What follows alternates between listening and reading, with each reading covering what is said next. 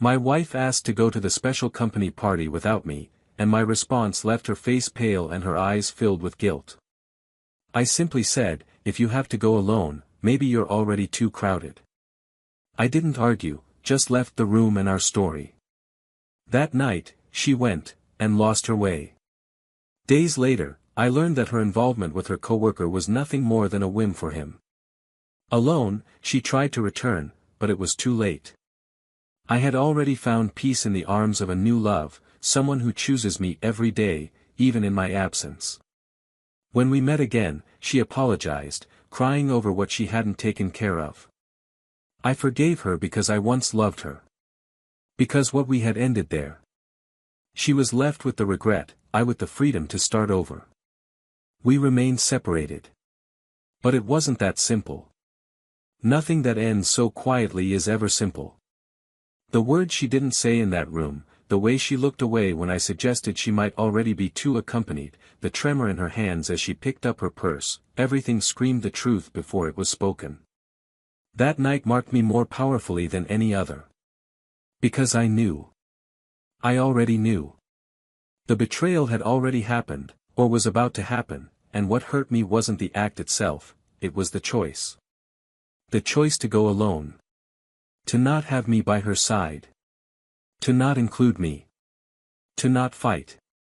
And the pain born of silent abandonment, of implicit substitution, is like a wound that bleeds unseen. I stood there, in that house, staring into the void, like someone watching a love affair rot in slow motion. Dinner growing cold, the wine opening its scent on its own, the porch light still on, as if I were waiting for someone who would never return. The party ended. She returned late, avoided eye contact, said she was tired. And I, foolish, in love, hurt, didn't ask anything. I didn't need to. Her silence screamed too loudly. And my pride, broken, only allowed me to say, "Sleep well." Because what else was there to say? In the following days, the abyss grew. Superficial words, automatic gestures, soulless kisses. She no longer touched me like before. It was as if there were a ghost between us, a third body in the bed, not breathing, but suffocating. Until one day, by accident, or punishment, I saw a message on her phone. It was short but direct. A sentence that changed everything, the night was unforgettable. And I knew. Not from the text, but from the response time, the frequency, the emojis that were once mine. And in that moment, what hurt me wasn't the sex, it was the exclusion. Being left behind by someone I swore to protect. Someone who watched me, day after day, trying to hold together a story she had already buried. I didn't fight. I didn't yell. I just left. I put on some clothes, got in the car, and drove aimlessly. I parked in front of the sea. I cried right there, like an abandoned child. Because deep down, I really was abandoned. And it wasn't by another man. It was by choice. She chose not to love me. He chose a new adrenaline rush over our routine. She chose to feel desired by someone outside, instead of reconnecting with the one who loved her inside, every day. And this kind of pain, the world doesn't see. It doesn't get ratings. It doesn't post on social media. It's a pain that hides in the bath, in the pillow, in the red eyes disguised as allergies. Days later, I learned it had all been fleeting. That her lover, so present and seductive, disappeared after getting what he wanted. He didn't answer anymore. He vanished. And she was alone. She tried to find me. She sent messages. She wrote long texts saying she'd made a mistake, that she'd gotten confused, that she still loved me. But when I read them, it all sounded like a delayed echo. It was like trying to put out a fire with a glass of water after the house had already burned to the ground. She cried in regret, and I understood. But she wouldn't come back. Because something inside me had died, not love, but trust. And when she left, she took the sweetest part of me with her. It was around that same time that, by one of those coincidences that only time can explain, I met someone else. Someone who wasn't part of my plans, but who fit into what was left of me with a frightening delicacy. She didn't come to heal. She came to welcome. She listened to me unhurriedly, touched me without fear, looked at me as if I were still worth loving. And that broke me. Because, after so much being treated as an afterthought, I finally became a priority in someone's eyes. And I resisted at first. Guilt suffocated me. How could I move on if the past still screamed? But little by little, I let go of the weight. One smile at a time. A new touch. A leisurely coffee. A walk with no destination. And I realized that I didn't need to forget to start over, I needed to accept that I was betrayed, yes. But that life, sometimes, pushes us from the abyss so that we learn to fly. Months later, we met again. By chance. In a small market. She was alone.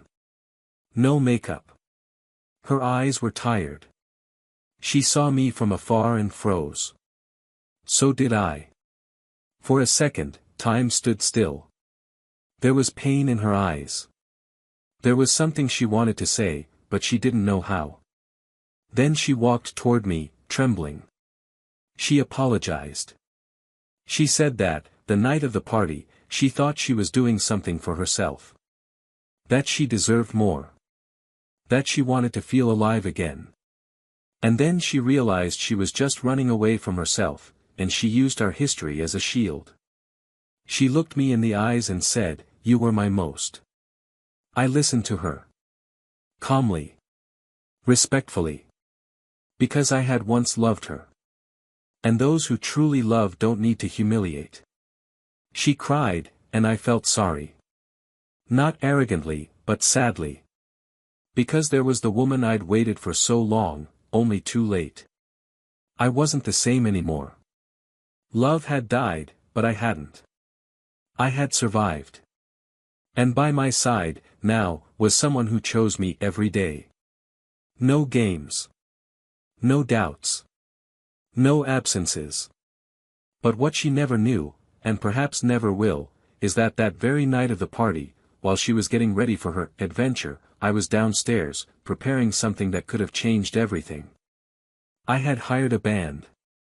The same one that had played our wedding song. We would have dinner at a restaurant reserved just for the two of us. And at the end, I would take her to the place where we met, with a new ring in my pocket. I planned to propose to her in a vow renewal. I believed there was still something to save. And maybe there was. But she never knew. Because she chose something else. She chose someone else. Another night. Another path. The band waited for hours on the sidewalk. The restaurant called me twice. And the ring stayed with me. For years. Kept in a box I never opened again. Until the day I gave the same box to another woman. Not with the ring inside. But with a letter. And inside it, I wrote, "Thank you for choosing me when I no longer knew if I deserved to be loved again." And there, in that simple gesture, I closed a cycle. And began another. But sometimes, in the middle of the night, I still wake up with the memory of the song playing alone somewhere in the past. And I wonder, if she had known what I was planning that night, would she have gone to the party? And maybe she asks herself that answer every time she sleeps alone. Welcome to the channel. Here, we don't romanticize and we never support any kind of betrayal. The stories you will hear are fictional, but based on real emotions, and they all carry a single message: betrayal destroys what is most valuable between two people, trust. Get ready to dive into intense, exciting and, above all, captivating narratives. Unforgettable. Now, silence the world around you. Take a deep breath. You are about to hear a shocking story. Lucas met Isabella on an ordinary late afternoon, when the sun was already beginning to set behind the low buildings and the city noise faded to give way to the softer sounds of everyday life.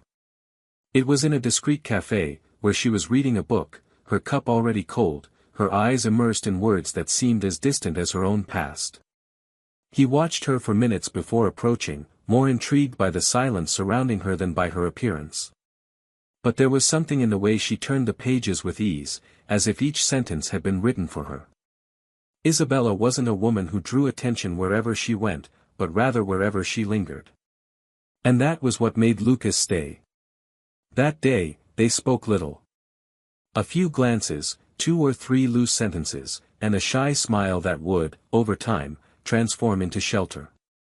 Lucas was an architect. He had a keen eye for detail and a mind that saw beauty even in blank walls.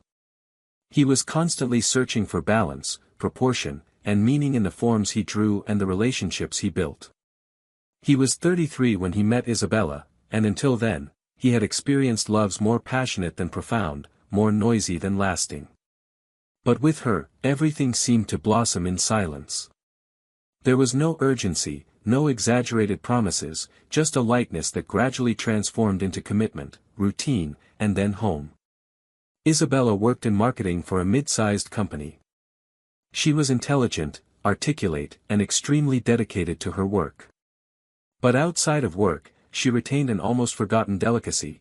She liked to write letters she never sent, photographed old windows, and kept a notebook where she listed all the places in the world she would like to visit, even if she had never left the country. They fell in love carefully. Their relationship was built on long conversations, home-cooked dinners, and short weekend getaways. There were no games, no empty spaces. Lucas admired the way Isabella treated those around her, with kindness, but without subservience.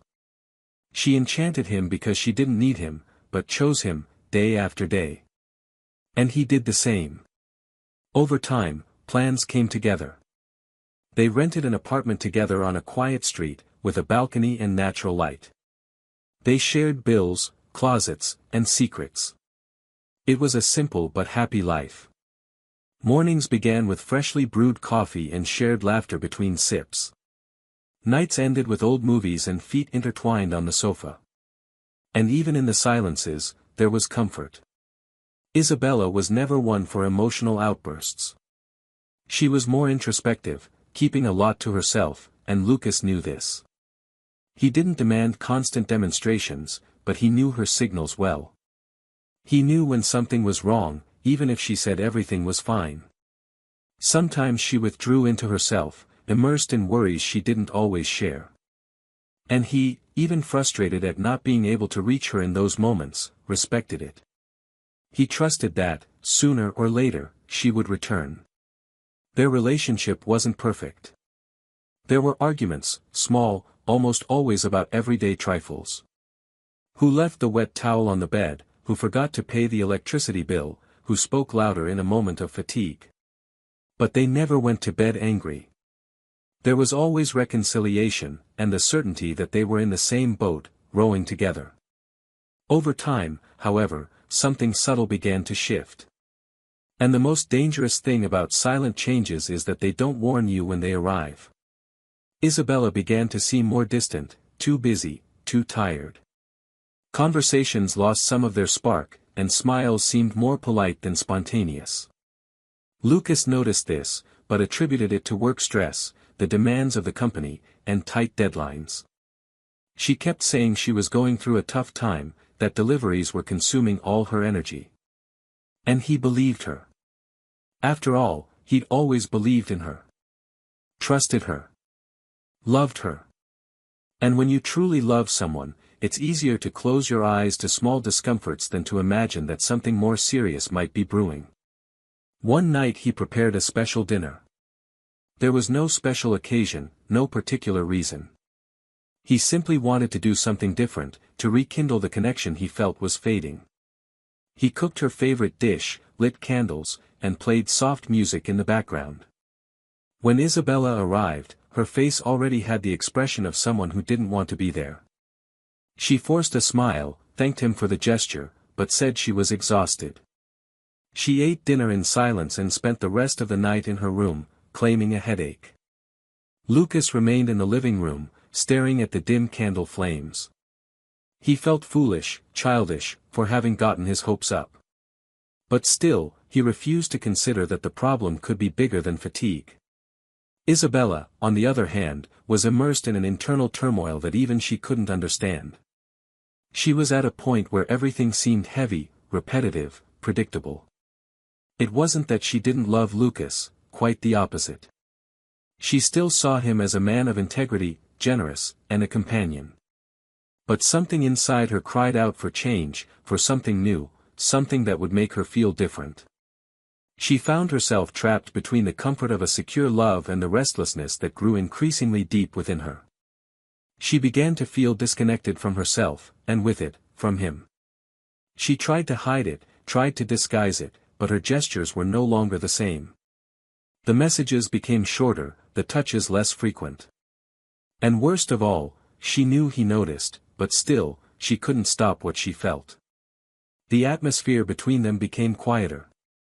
There was still affection, there were still gestures of attention, but the sparkle in their eyes that had been there in the beginning, the one that made any small gesture seem magical, was slowly fading.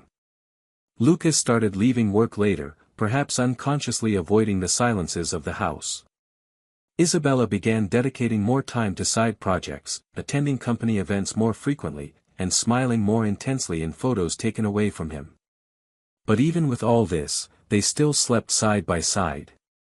They still shared the same roof, the same bathroom, the same breakfast.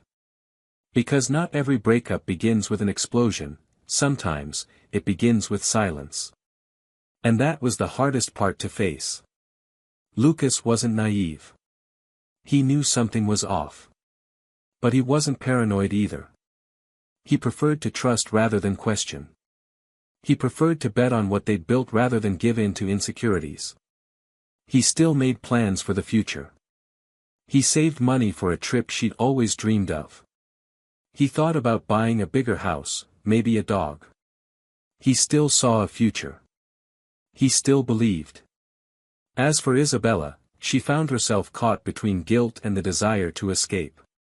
She wanted to rediscover the version of herself that existed before routine, before commitments, before predictability. But she didn't know how to do it without hurting the man who shared her days. And so she kept quiet. She slowly distanced herself, waiting for him to notice, perhaps even hoping he'd give up first, so the blame could be shared. The weeks passed, and that house, once full of life, now seemed to operate on automatic mode. The paintings on the wall, the plants on the porch, the books on the shelf, everything there testified to a love on pause. And even with all the distance, there were still traces of care. Lucas still remembered to stop by the market to buy her favorite chocolate. She still washed his shirts attentively, even if she didn't look him in the eye. There was, yes, an attempt to maintain appearance. But the essence, that was already beginning to crumble. It was at this point in the story that fate began to set the stage for what would come next. A succession of small decisions, chance encounters, absences that carried more weight than words. And then, an invitation, a special company party. An important event, attendance mandatory. Isabella talked about the party casually, but the way she looked at the floor as she spoke betrayed something more. She said it would be tiring, that it might not even be worth going.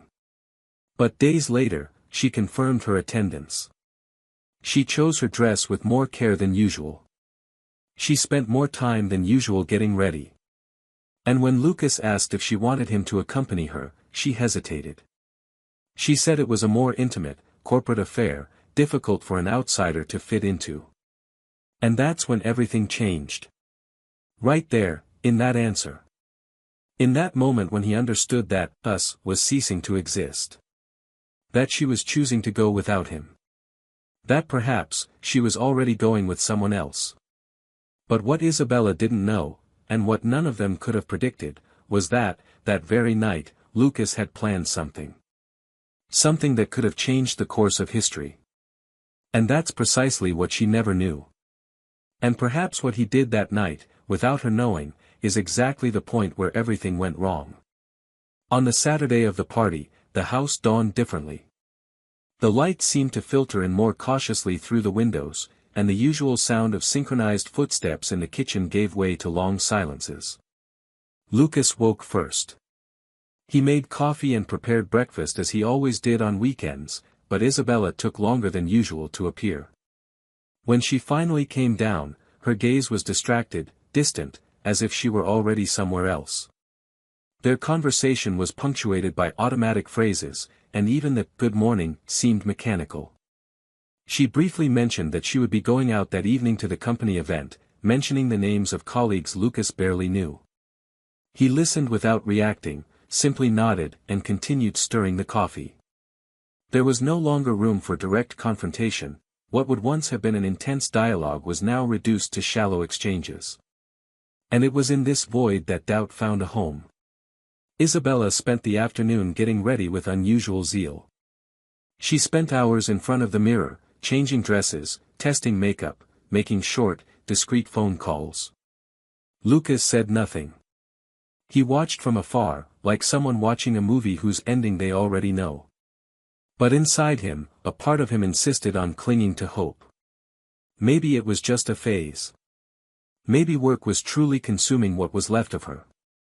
Maybe that night would make her realize what they were losing. Sometimes he thought about everything they'd built together and wondered where exactly the solidity had begun to melt. No great tragedy, no abrupt breakup. Just the slow erosion of small choices, of unexplained absences, of unspoken words. When she came downstairs, ready, she was beautiful. Not the way she usually was at home-cooked dinners or in photos, smiling with her head resting on his shoulder. Her beauty was colder, more calculated, almost as if she'd been dressed for another life. Lucas stared at her for a few seconds, as if trying to preserve that image. He wanted to find the woman he loved there, but all he saw was someone who no longer looked at him with the same light. She grabbed her bag, took a deep breath, and said she wouldn't be long. He simply replied, too calmly, that she could go. That if she needed to go alone, perhaps she was already too accompanied. She froze.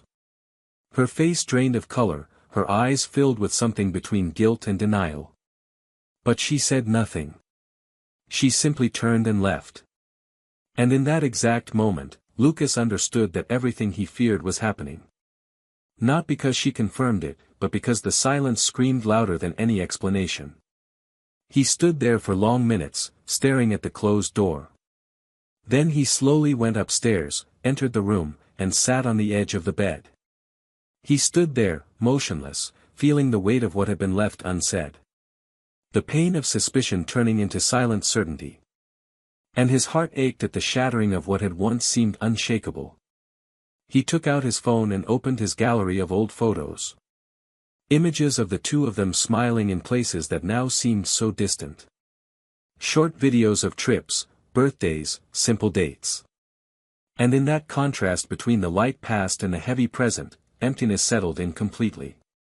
For the first time in a long time, he felt alone within his own story. Isabella, for her part, wasn't exactly happy that night.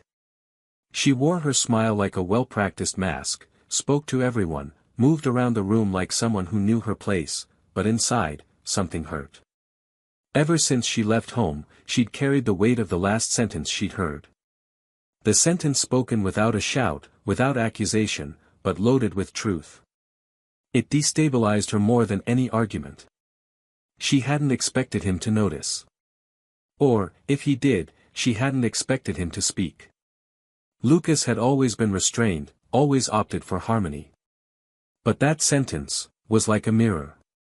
And she didn't like what she saw reflected back. Even so, the evening continued. Empty conversations, toasts, laughter that didn't reach her eyes. And amidst the crowd, there was him, the man who had been occupying an ever-increasing space in her thoughts. A coworker, friendly, persuasive, always with the right word at the right time. Someone who made her feel desired, seen. And that, in recent months, was a rare sensation. They grew closer casually. Small compliments, shared lunches, confidences in the elevator. And before they knew it, there was a silent game between them. A tension. An almost exciting danger. And that night, they were finally alone, away from the tables and the cameras. All it took was a lingering look, a lingering touch on the arm, and everything that had been suspended materialized in a quick, hidden, but devastating kiss. Isabella didn't think about the consequences. Or maybe you did, but ignored them. She was there, with someone who made her feel something different, even if it was just the taste of the forbidden.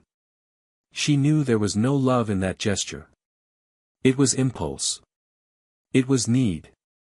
It was escape. But even so, he let it happen. Because on some level, she wanted to feel alive. She wanted to test the limits. She wanted to know how far she could go without breaking everything completely. Meanwhile, Lucas had left the house.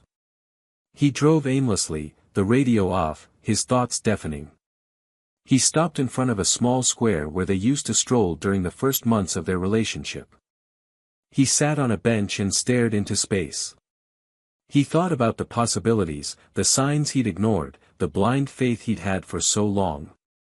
He thought about how she'd been pulling away and how he tried to keep them together alone. And, above all, he thought about what he would do from now on. The feeling that had previously been only pain was now beginning to transform into a strange kind of liberation. Because, for the first time, he saw that perhaps their love was already over, and he just didn't want to accept it. Hours later, when Isabella returned home, she found everything in the same place. The lights were off, the kettle still on the stove, his shoes arranged neatly beside the sofa. She walked in slowly, guilt clinging to her skin, feeling dirty, confused, lost. She expected a confrontation, a question, some gesture. But no one was there. Lucas had left without warning. She stood in the living room, staring at her reflection in the window, her lipstick smeared and her eyes heavy. Everything seemed out of place, including her. Lucas didn't return until the next morning. He entered quietly. She was still asleep, or pretending to be. He showered, dressed, grabbed a few things, and left again. 2 days passed without any real conversation. Just exchanges of loose, necessary phrases. Until, one Tuesday night, he came into the living room, sat across from her, and said he needed some time. That he didn't want answers, or excuses. Just space. Isabella tried to argue, but the words tumbled in her throat. She wanted to say she was sorry, but she couldn't explain. Because, deep down, she herself didn't understand why she had allowed this to happen. Lucas moved into a small rented apartment. Sparse furniture, few things, but a peace he hadn't felt in a long time. In the silence of that new space, he began to reorganize not only his belongings, but also his own feelings. The first few weeks were difficult. Her absence hurt more than he cared to admit. But gradually, the pain gave way to understanding. He realized that perhaps their love hadn't ended overnight, but that the choice to keep it alive was no longer mutual. And without that, there was no way to continue. Isabella, on the other hand, sank into a sea of regret. She tried to move on with her life, but everything seemed gray. The days grew heavy, and her automatic gestures were now accompanied by memories. Every corner of the house bore traces of him. Every object seemed to remind her of what had been destroyed. She realized, too late, that the emotion of the moment had cost her something real. Something that, no matter how hard she tried, she couldn't rebuild on her own. And it was in this emptiness that the penny dropped. She had betrayed not only his trust, but herself as well. But what she didn't yet know, what she never suspected, is that that night, while she was getting ready for the party, Lucas was also preparing something. A silent gesture, thought out with love and hope. Something that never came to pass. And the reason for it was never spoken aloud. Yet. 3 weeks had passed since their last conversation. There were no arguments, no shouting, just a silent and definitive separation. Lucas remained distant, busying himself with his new apartment, with new projects, trying to rebuild himself emotionally without allowing himself to sink into the pain of what he had lost. Isabella, meanwhile, immersed in an empty daily routine, felt the growing weight of regret. The bitter taste of the wrong choice mingled with the absence of the man who, for so long, had been her refuge. She avoided recalling the details of that night. Each time the memory surfaced, something inside her broke again. She tried to move on with life with a false sense of normalcy, but everything around her seemed to be slowly crumbling. Friends began to drift away, the work that once fulfilled her now seemed purposeless, and even the walls of the house seemed to judge her. The nights became long and suffocating, the days drawn out and too silent. Lucas didn't seek her out. He didn't respond to messages, didn't answer calls, didn't show any sign of wanting to relive what, for him, was already buried. Deep down, there was a pain still present, yes, but mixed with a stronger feeling, relief.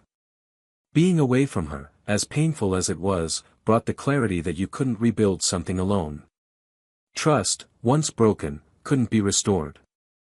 And he no longer wanted to live waiting for gestures, for attention, for crumbs of affection. He wanted someone who would choose him firmly. Someone without doubts. Someone who wouldn't trade him at the first turn of the routine. So, day after day, he rebuilt himself. He still wasn't sure where all this would lead, but he knew there was no turning back.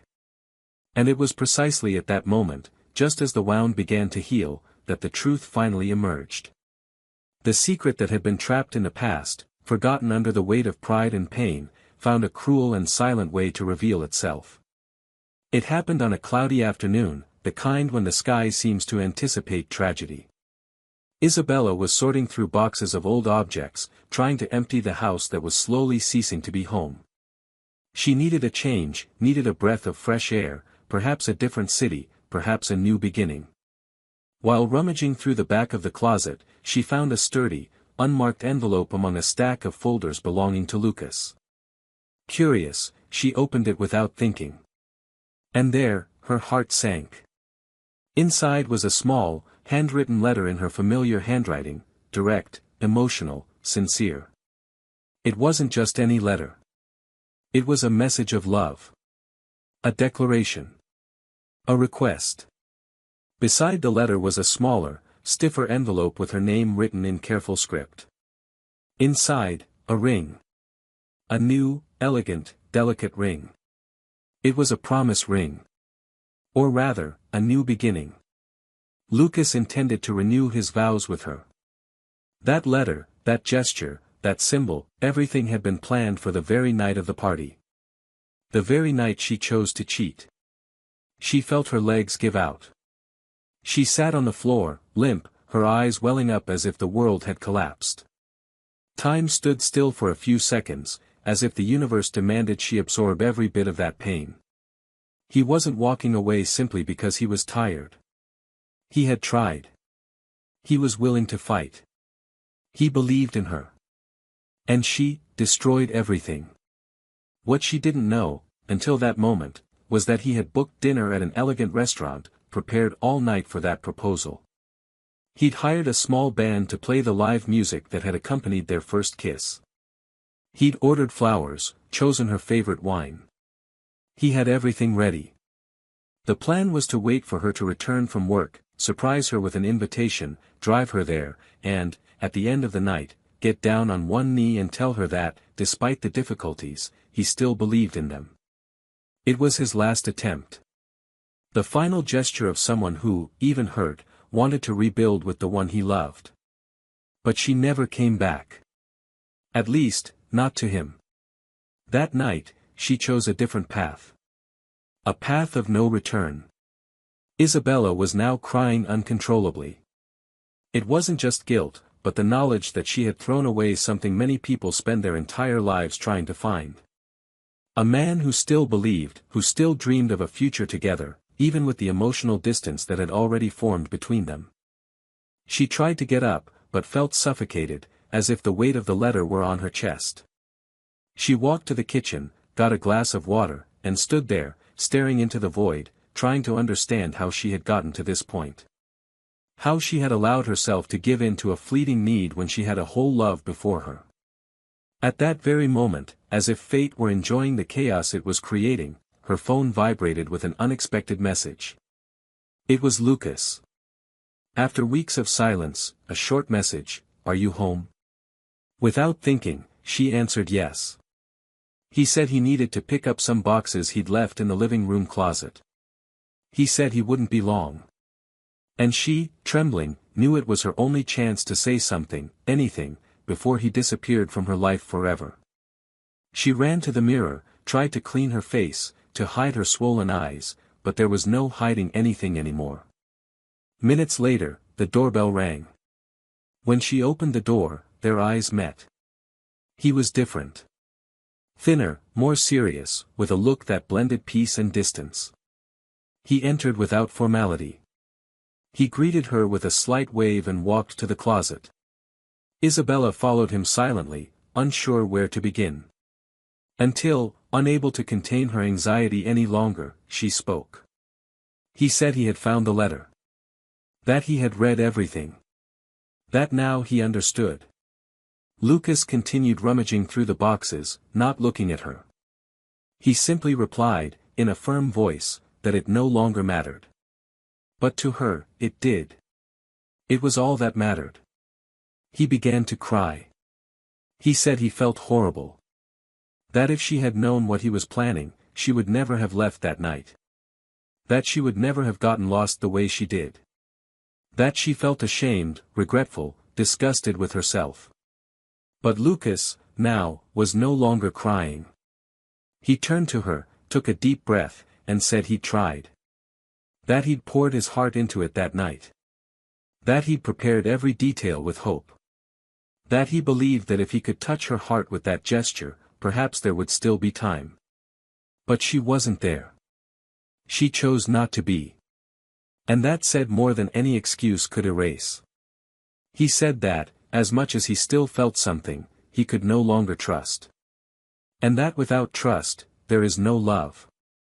Isabella tried to reach out, to touch him, but he backed away.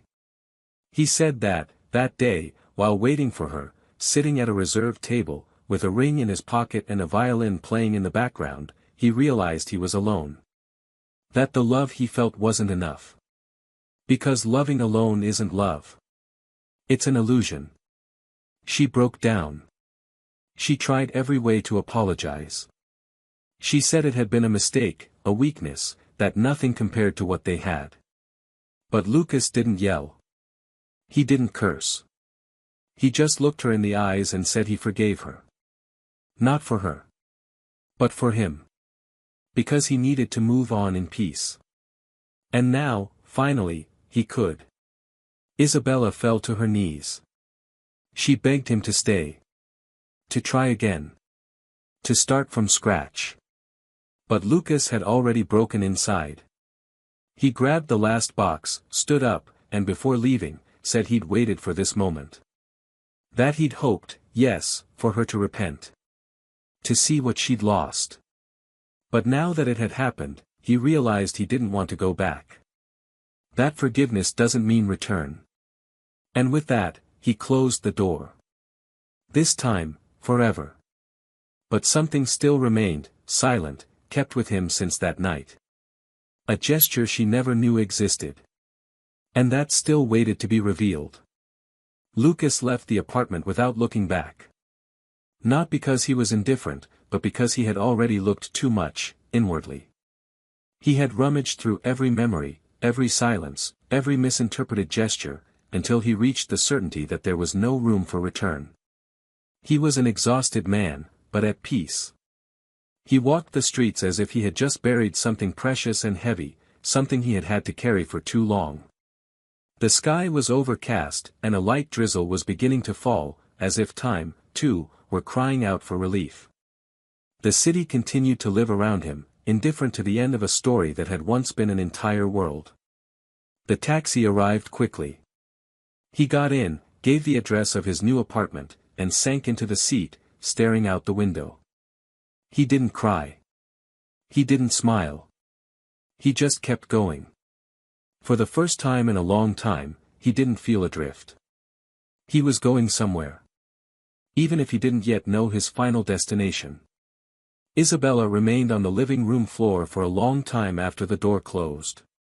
He couldn't get up, couldn't speak, couldn't breathe properly. The letter was still open on the table, the ring beside it, intact. This vision consumed her. It was like looking at the most beautiful version of the life she'd destroyed with her own hands. The proposal that never came. The gesture that never happened. The chance you never had. Because she took it away. The clock read almost 9 o'clock when he finally stood up, his legs trembling, his throat dry. He went to the bathroom, washed his face, stared at the mirror with red eyes. And for the first time, he saw the woman he truly was. Not the image he sold to others, not the respected professional, not the perfect social media partner, but someone broken inside, by her own inability to value what mattered most. He ran his fingers along the mirror's frame as if searching for some trace of himself. And all he found was emptiness. The next day, she woke early, even though she hadn't slept much. She decided to go out, walk the streets, try to breathe. She ended up at the same cafe where they'd met years before. She entered slowly, as if invading a sacred space. The place was practically the same worn wooden chairs, the smell of fresh coffee, the low sound of jazz playing in the background. She chose the same table as the first time. She sat and stayed there, without ordering anything. Just remembering. Remembering the way he'd looked at her, with curiosity and tenderness. Remembering their first conversation, their first joke, their first touch. She felt small within that meaningful setting. And, once again, she understood what she'd lost.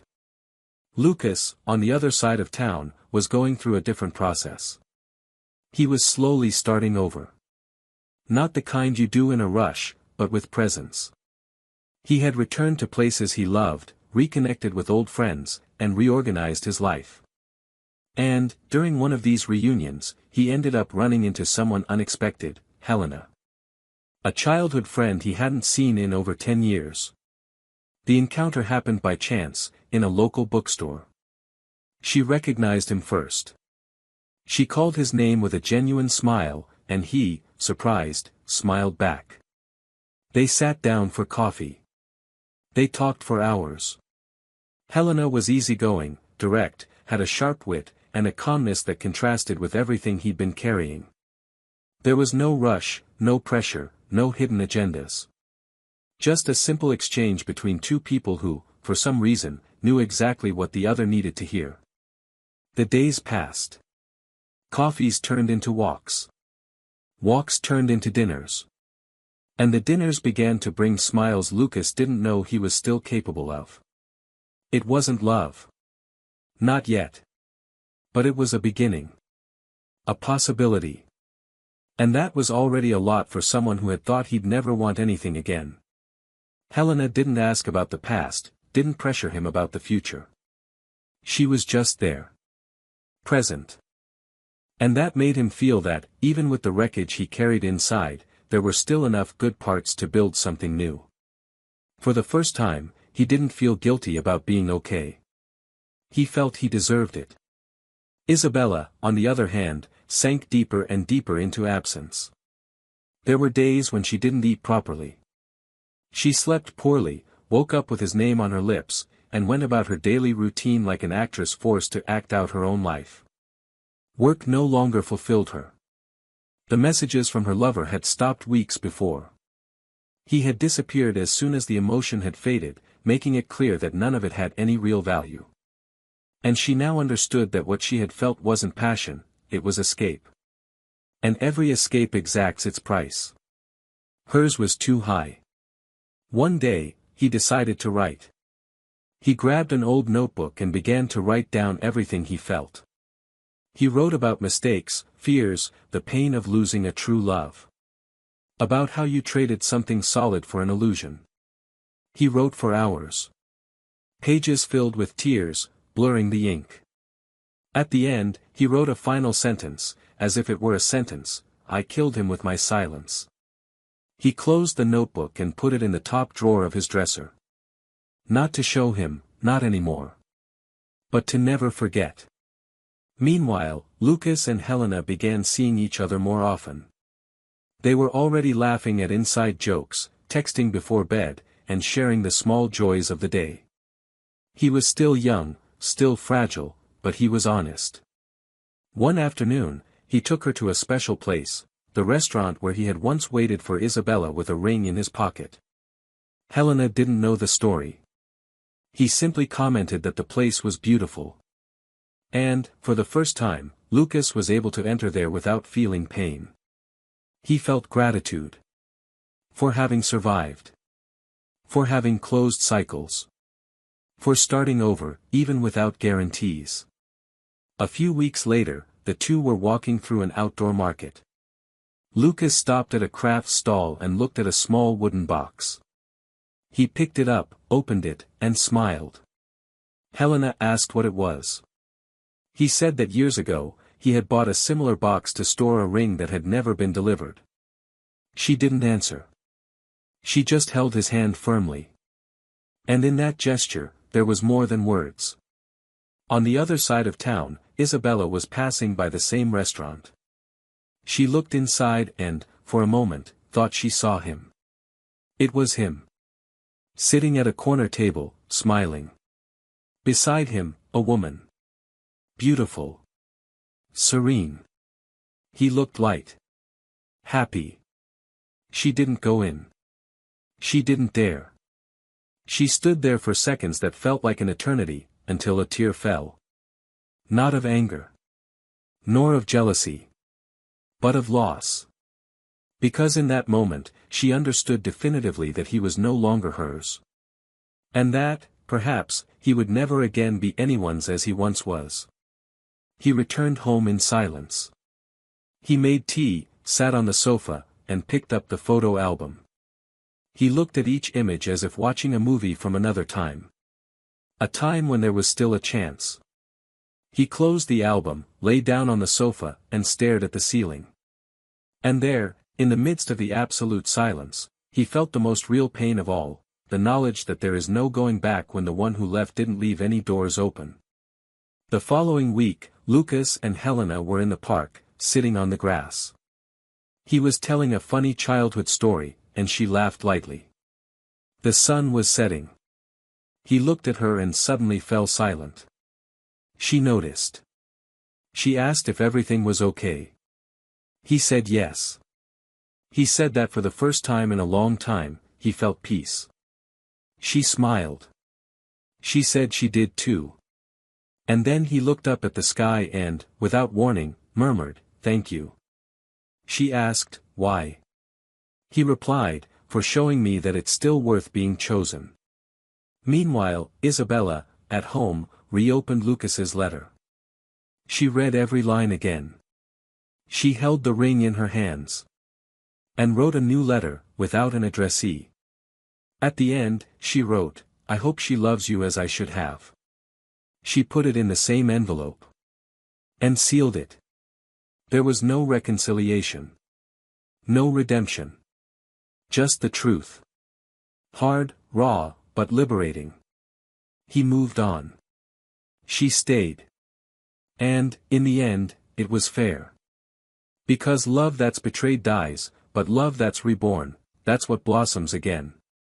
And sometimes not with the person we imagined. But with the person who arrives at the right time. Without needing to prove anything. Just by staying.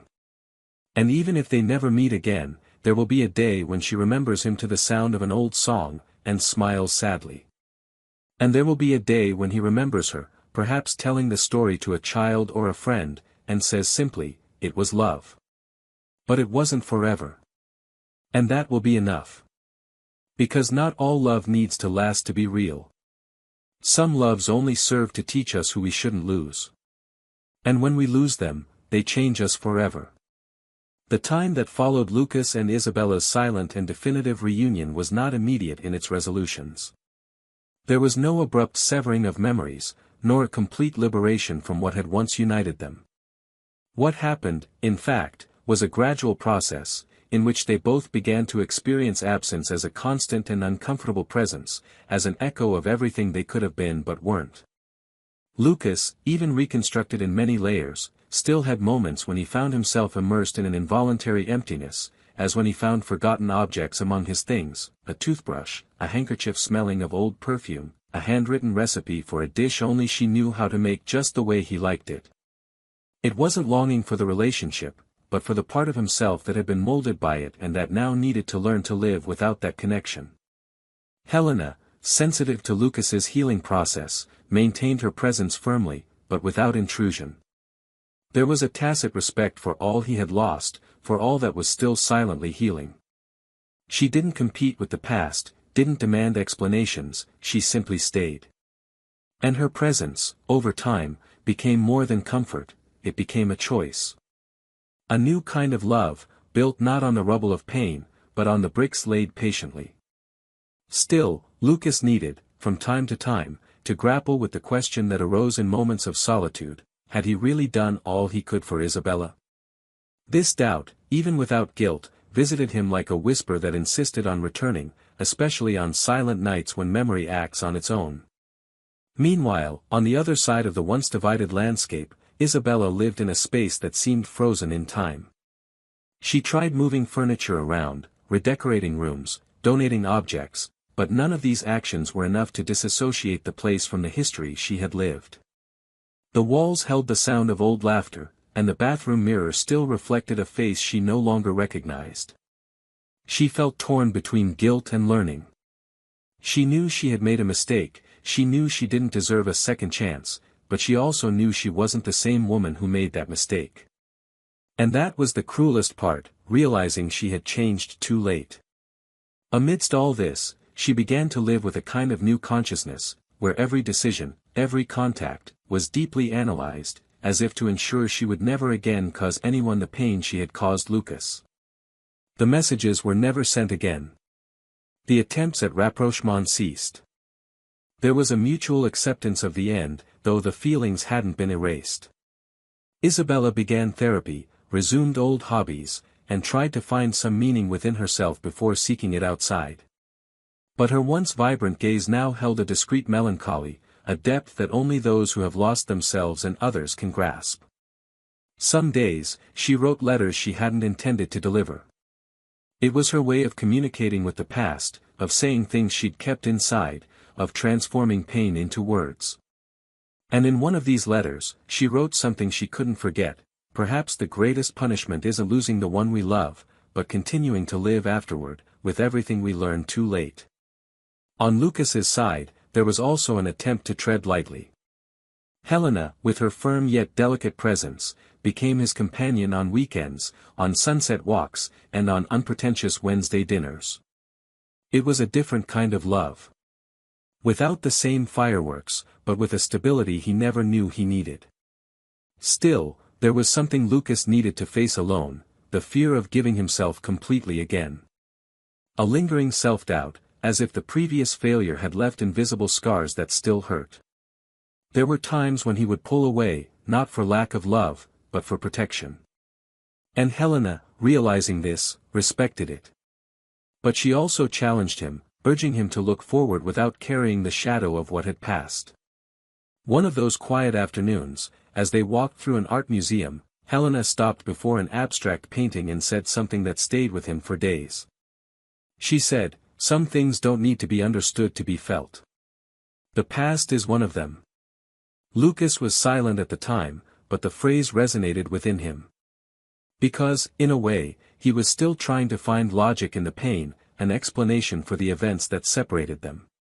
And perhaps it was time to accept that life doesn't answer all questions. Sometimes, it just moves on. And it's up to us to decide whether we move on too. Isabella, on the other hand, had an unexpected conversation with her mother, who didn't know everything that had happened. During lunch, in the midst of small talk, her mother commented on how special Lucas always seemed, and how she missed the lightness Isabella had when she was with him. That sentence was like a punch in the gut. There was no judgment, just observation. But it was enough to make Isabella burst into tears right there, unable to contain it. For the first time, she told everything: details, motivations, regrets. Her mother listened without interrupting, her eyes brimming with tears. When Isabella finished, she expected to hear some consolation, some sentence that would ease the weight she carried. But all she heard was, "What hurts the most is seeing that you only discovered his value after losing him." That conversation left her silent for days. She considered writing to Lucas again, not to apologize, nor to try to win him back, but simply to thank him. Thank him for loving her when she wasn't even sure she loved herself. Thank him for being patient, for believing, for leaving a love that, even broken, never turned to hate. But she decided not to send it. She understood that sometimes, the greatest act of love we can offer is to not interrupt the peace someone else has found without us. As the months passed, life began to fall into place. Helena and Lucas were already making small plans, a short trip, a move, a new project together. It wasn't rushing, it was maturity. He now knew the value of building himself slowly, with presence, with truth. And he felt that, with her, he didn't need to prove anything. He could just be. And that was enough. One day, while walking through an antiques fair, he found an aged wooden frame, the kind that seems to carry stories in its details. He bought it without much thought. At home, he placed inside a photo he'd recently taken with Helena, the two of them smiling, embraced, facing some random landscape. And he placed the frame on the shelf, as if silently declaring that he was ready to live again. Isabella, for her part, continued her routine of reconstruction. She moved apartments, starting over in a different neighborhood, where nothing resembled what she'd experienced. It was difficult, lonely, but necessary. She no longer wanted to repeat patterns or hide behind excuses. She accepted her mistakes as part of her history, but not as her identity. And, one Sunday afternoon, she decided to visit an art exhibition alone. She walked calmly among the paintings and sculptures, as if seeking to understand the world from new perspectives. In one of the hallways, she stopped in front of an installation that spoke about time and its absences. And there, she wept quietly. It wasn't sadness. It was a kind of pain that had already transformed into learning. Not all endings require reunions. Not all lost loves need to be rekindled to prove they were real. Sometimes, life presents us with choices that cost us more than we imagine. And when we realize it, it's too late. What remains, then, is the lesson. And that, if learned, has the power to transform everything that follows. Lucas, today, no longer feels anger. Nor pain. Only memory. Isabella no longer feels despair. Only longing for what can no longer be. And in this contrast, there is justice. There is balance. Because, in the end, betrayal didn't just take a relationship. It took the version of them that existed when they were still together. And that, however beautiful it once was, will not return. But there's still one last choice to be made. And that one will change everything. Isabella decided to travel alone. For the first time in years, she packed her bags without consulting anyone, choosing a destination she hadn't planned, a small lakeside town, surrounded by mountains and silence. She needed to escape the scene where it all happened, the stage where she herself had become her antagonist. It was no longer about trying to forget Lucas, she knew that would be impossible, but about learning to live with the fact that, even with regret, even transformed, there was no way back. She rented a simple cottage, began frequenting local cafes, reading books that had been sitting for years, writing in old notebooks, and spent hours watching the reflection of the clouds on the lake's surface. No one there knew her name, her story, her past. And so, for the first time since, she felt free to simply exist. She was no longer the woman who cheated, no longer Lucas's ex. She was simply a woman trying to find herself amidst the emotional ruins she carried with dignity. One Saturday morning, sitting on a wooden bench, she spotted an elderly couple holding hands, walking along the lakeshore. They walked slowly, as if time was in no hurry to end. The man stopped, adjusted the scarf that had fallen from the woman's shoulder, and she smiled tenderly. Isabella observed the scene as if gazing at something sacred. There was a simplicity there that eluded her. It wasn't about grand gestures, but about permanence. About caring even after so long. And it was there, on that bench, that he realized it was never about what Lucas did or didn't do. It was always about how she allowed the spark to fade within herself. She hadn't betrayed him for lack of love, but because she didn't know what to do with the love that still existed.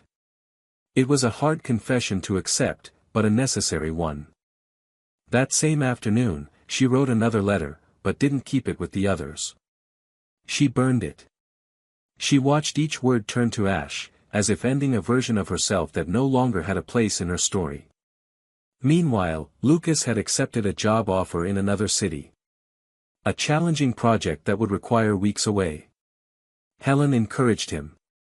She said she trusted him, that this was a chance to expand, to reconnect with the part of him that had always loved creating. She wasn't the kind of woman to make demands. She preferred to listen, observe, and walk alongside. Lucas admired this in her, this sense of partnership that didn't suffocate. He accepted the offer. He traveled. And in the first few days, between meetings, sketches, and new ideas, he felt energized. It was as if this new setting had opened doors that had been locked inside him. She began keeping a personal journal, something she had never done before. She recorded not only facts, but also feelings, reflections, questions that still lacked answers. On one page, she wrote, "The freedom I found didn't come from the absence of pain, but from the acceptance that what ended really needed to end." During one of those nights in the new city, he sat in a quiet bar. A local singer played guitar and vocals, old songs, some Lucas recognized from his time with Isabella. He felt no pain. He felt something deeper, compassion.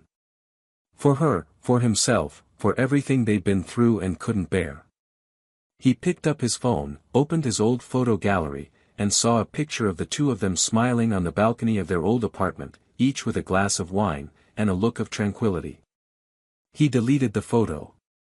Not out of spite. But because it was no longer his. That moment, that time, that version of himself, was gone. He needed space for new records, for new memories. Helena continued her life in parallel. When Lucas returned on the weekends, they spent the evenings talking about everything and nothing, cooking together, listening to old records. They didn't talk much about Lucas's past, and she didn't share hers either. They had made a silent pact to live in the present, without letting past stories contaminate the present.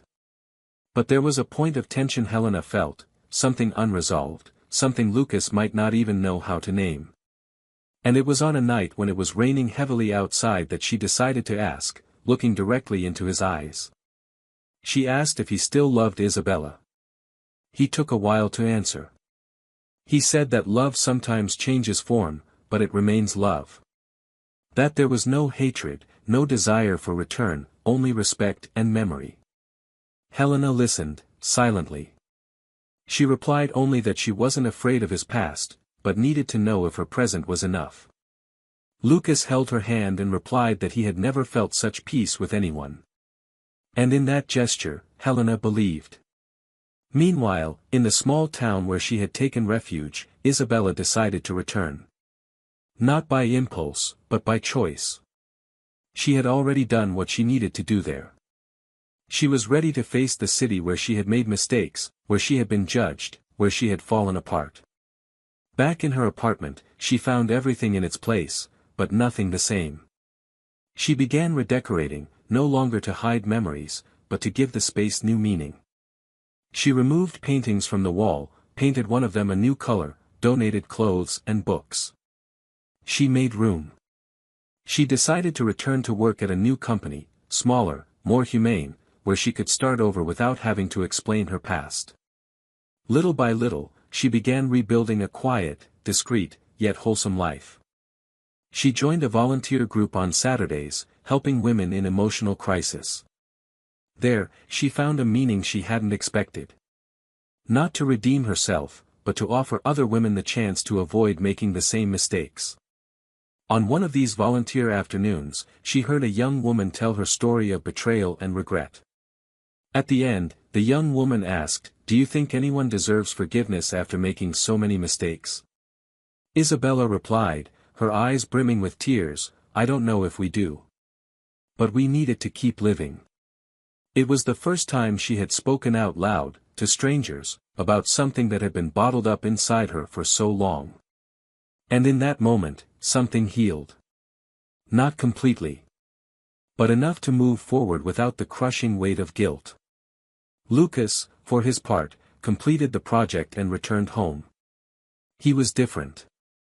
Lighter, more mature. He brought with him new ideas, different plans. And with Helena, he decided to visit a coastal town for vacation. There, between sunny days and walks on the sand, he asked her to help him write a book about emotional architecture, the idea that the spaces we inhabit also transform us. It was a project he'd always had but never had the courage to start. Now, with her, he felt ready. Helena smiled, said yes, and in that yes, Lucas felt that, this time, he was building something that could last. Not because it would be perfect, but because it would be true.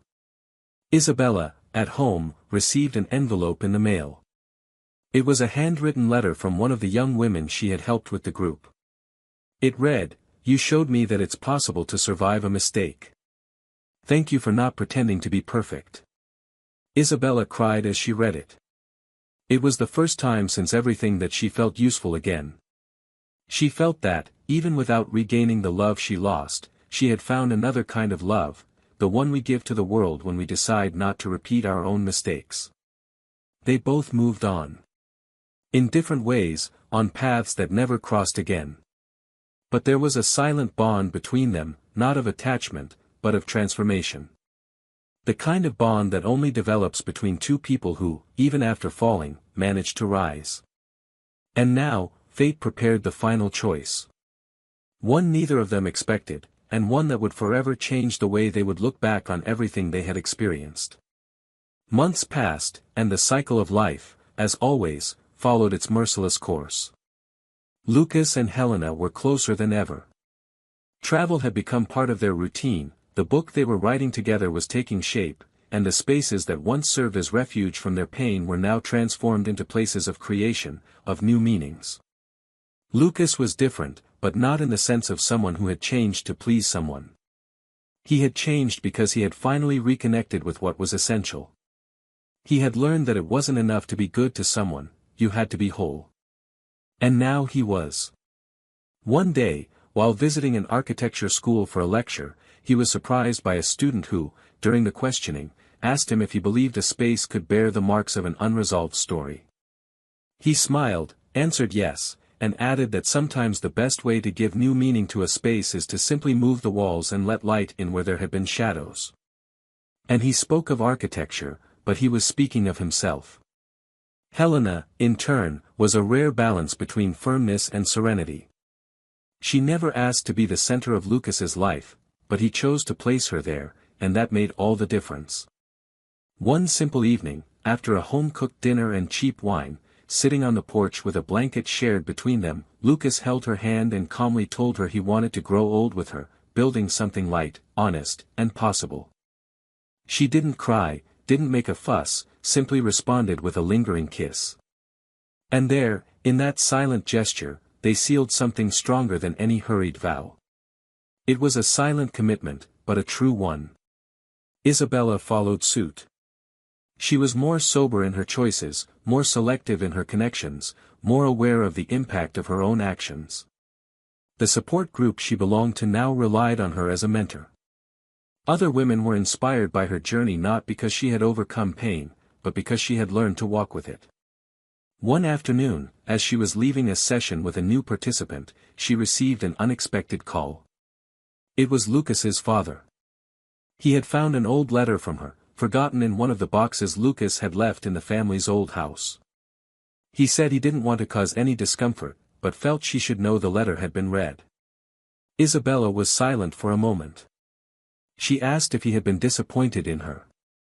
On the other end of the line, her father replied that it wasn't his place to judge, but that he hoped she would find peace, because carrying regret was too cruel a sentence. The call was brief, but it left Isabella with a bittersweet sense of closure. Not everything needed open forgiveness to be over. Some stories just needed to be closed with dignity. One cloudy morning, Isabella went for a walk and ran into Lucas's sister by chance. The conversation was awkward at first, but after a few minutes, the stiffness eased. They sat on a bench, talking about simple things, until Lucas's sister, with unexpected sincerity, said she still missed the woman Isabella used to be. Isabella swallowed hard and replied that she did too. But now, she was trying to be a new version. Perhaps lonelier, but more just.